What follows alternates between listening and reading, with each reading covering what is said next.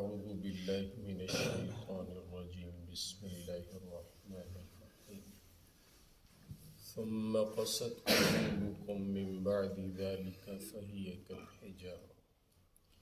اللہ تعالیٰ ارشاد فرما رہے ہیں پھر تمہارے دل اس کے بعد سخت ہو گئے، فَهِيَ كَالْحِجَارَةِ بس وہ پتھر کی طرح ہو گئے، او اشد قسوہ یا پتھر سے بھی زیادہ سختی ان میں آ گئی۔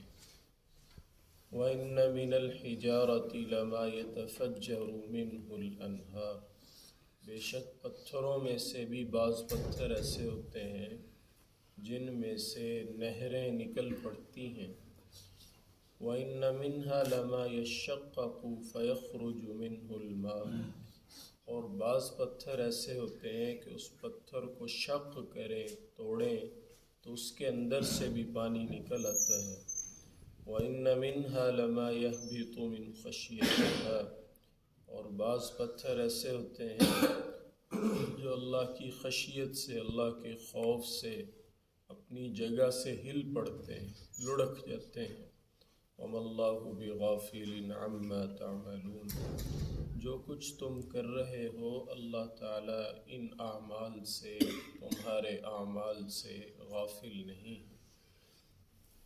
ان آیات مبارکہ کے اندر اللہ پاک نے اپنی قدرت کی نشانیاں دیکھنے کے باوجود ایمان نہ لانے والوں کے دل کا حال ذکر کیا ہے کہ ان کے دلوں کی کیفیت یہ ہے کہ یہ پتھروں کی طرح بلکہ پتھر سے بھی زیادہ سخت ہو جاتے ہیں۔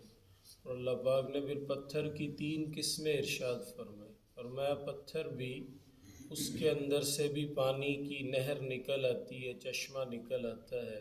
بنی اسرائیل سے بات ہو رہی تھی نا، موسیٰ علیہ السلام نے اپنا عصا پتھر پہ مارا تھا جب 12 چشمے نکلے تھے۔ میں پتھر سے بھی پانی نکل آتا ہے، پانی جاری ہو جاتا ہے، اور بعض دفعہ پتھر کو توڑیں تو اس کے اندر پانی ہوتا ہے۔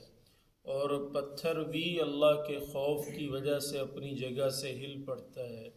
لیکن تم کیسے لوگ اور انسان ہو کہ اللہ پاک کی اتنی نعمتیں استعمال کر کے، اتنے معجزات کو دیکھ کے پھر بھی تمہارے دل پہ اثر نہیں ہوا؟ یہ تمہارے دل کی سختی ہے۔ جو دل کی سختی ہے انسان کے اندر بعض دفعہ آ جاتی ہے، اس کے اسباب کیا ہیں، ان کی علامات کیا ہیں اور ان کا علاج کیا ہے؟ 3 باتیں ہیں۔ دل کی سختی انسان میں پیدا کیوں ہوتی ہے؟ پیدا ہو جائے تو اس کی علامتیں کیا ہوتی ہیں؟ کیسے پتہ چلے گا کہ میرے دل میں سختی ہے یا نہیں؟ اور تیسری بات ہے کہ پھر اگر ایسا مسئلہ ہے تو حل کیا ہے؟ سب سے پہلی بات ہے اسباب کی کہ انسان کے دل میں سختی آتی کیوں ہے۔ ترمذی شریف کی حدیث پاک کے مطابق بہت زیادہ باتیں کرنے والے انسان کا دل سخت ہو جاتا ہے۔ ترمذی شریف کی حدیث پاک کے مطابق بہت زیادہ بولنے والا انسان، بہت زیادہ باتیں کرنے والا انسان، اس کے دل میں سختی آ جاتی ہے۔ اور ایک حدیث پاک میں آپ نے فرمایا لا تکثر الضحک بہت زیادہ بھی نہ ہنسا کرو، فإن کثرت الضحک تمیت القلب بہت زیادہ ہنسنا یہ دل کو مردہ کر دیتا ہے۔ بہت زیادہ ہنسنا دل کو مردہ کر دیتا ہے۔ قرآن پاک میں آتا ہے فَلْيَضْحَكُوا قَلِيلًا وَلْيَبْكُوا كَثِيرًا ہنسنا چاہیے انسان کو لیکن کم کا، سنجیدگی زیادہ ہو، اپنے گناہوں پہ رونا زیادہ ہو۔ تو زیادہ باتوں کا کرنا اور بہت زیادہ مذاق کرنا، ہنسنا، اس وجہ سے اور دنیا کی محبت کی وجہ سے انسان کے دل میں سختی آتی ہے۔ اب ان کی علامات کیا ہے؟ یہ تو اسباب تھے، وجوہات، علامات کیا ہیں؟ کیسے پتہ چلے گا کہ ہمارے دل میں سختی ہے یا نہیں؟ 3 علامتیں کتابوں کے اندر ملتی ہیں علماء کی تعلیمات سے۔ ایک تو یہ ہے کہ انسان کے دل پہ نصیحت کی بات اثر نہ کرے، انسان کے دل پہ نصیحت کی بات اثر نہ کرے، اس کا مطلب ہوتا ہے کہ اس کے دل میں سختی آ گئی ہے۔ اللہ پاک قرآن پاک میں فرماتے ان فی ذالک لذکری لمن کان لہ قلب، صاحب دل آدمی کے لیے قرآن پاک نصیحت ہے۔ جس کا دل ہی نہیں رہا، پتھر بن گیا، اس کے لیے کوئی نصیحت۔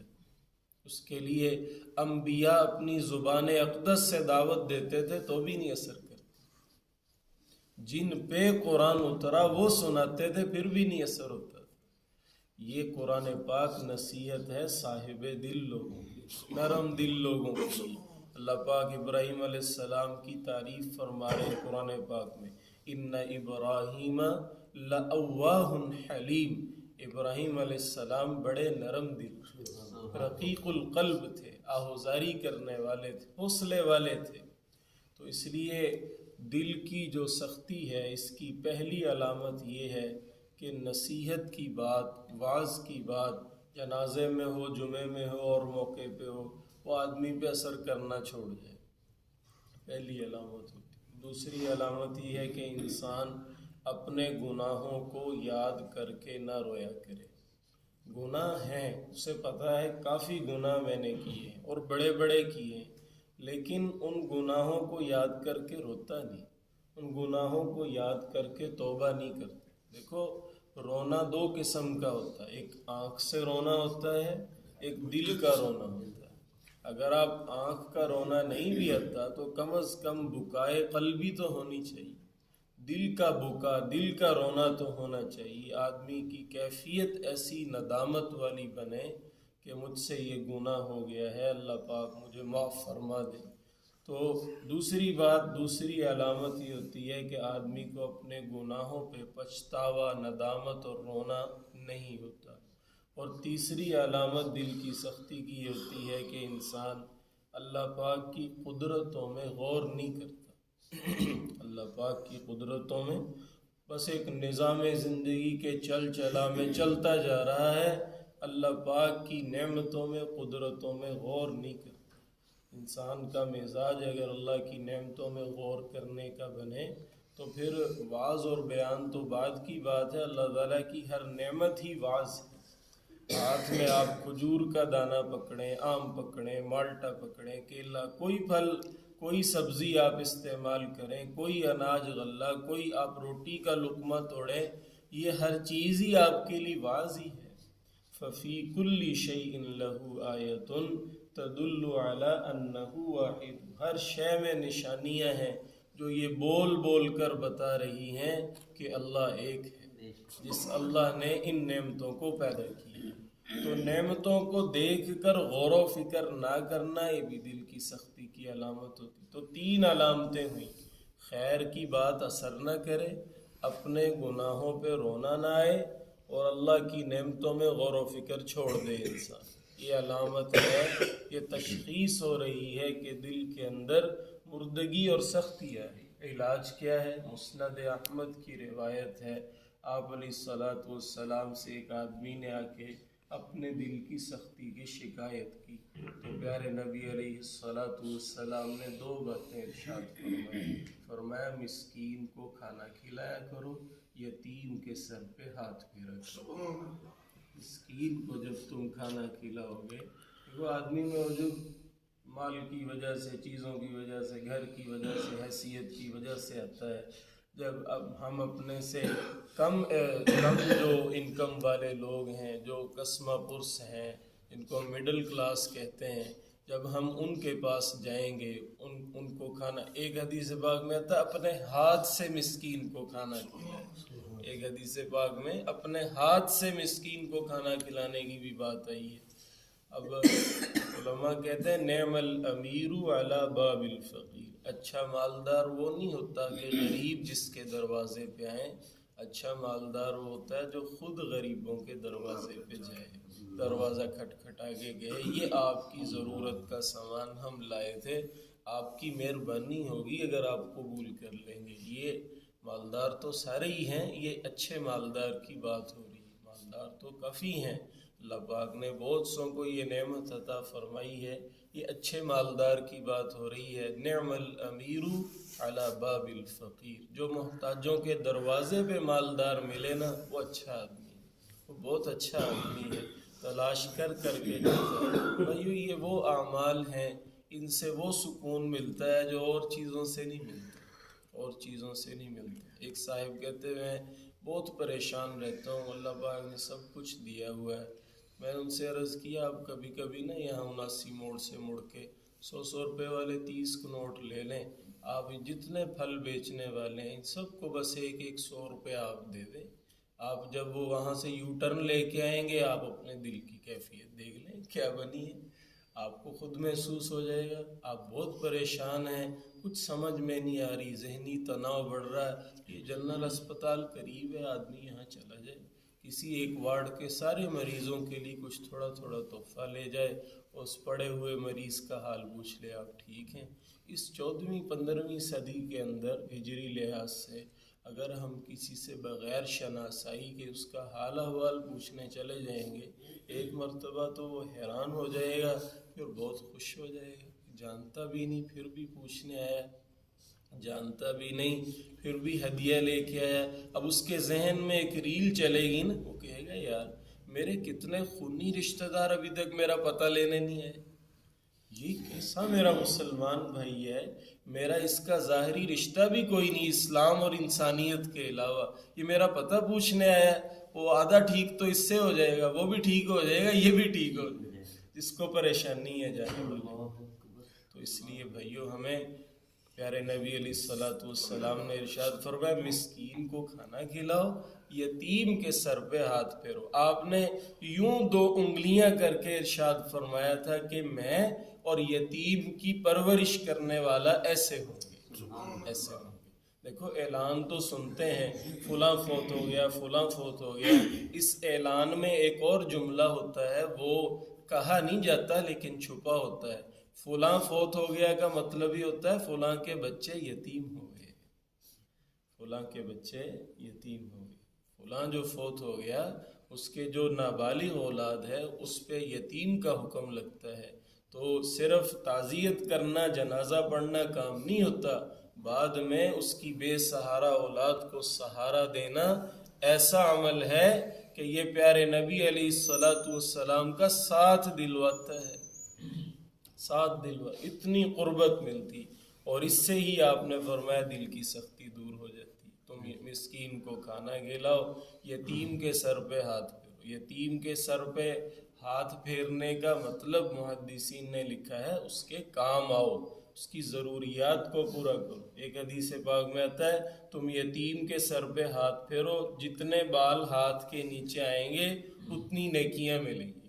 لیکن یہ صرف ہاتھ پھیرنا ہی مقصود نہیں ہے، اس کے کام آنا مقصود اور مطلوب ہے. ایسے نہیں کہ ایک یتیم بچہ کھڑا ہوا ہے، 100 مسلمان آئے اس کے سر پہ ہاتھ رکھ کے جائی جا رہے ہیں، اسے پوچھ کوئی بھی نہیں رہا کہ لو جی میرے ہاتھ کے نیچے جتنے بال آگے نیکیاں مل گئیں، جتنے.